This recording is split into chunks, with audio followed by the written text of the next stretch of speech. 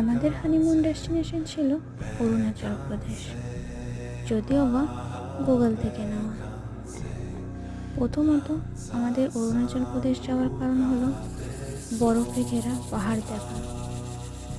দ্বিতীয়ত মন মুগ্ধকর প্রাকৃতিক সৌন্দর্য,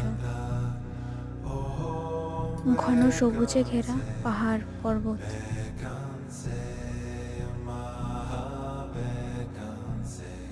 এখানে হয়েছিল কৈলা সিনেমার মাধুরী দীক্ষিত ও শাহরুখ খানের একটা গানের শুট। আর আছে বুমলা পাস, যেখানে আছে শহীদদের স্মৃতি। আরও আছে প্রাচীন মনেস্ট্রির ইতিহাস।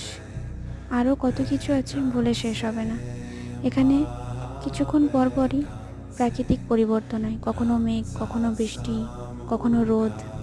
আপনারাও অবশ্যই ঘুরে আসুন।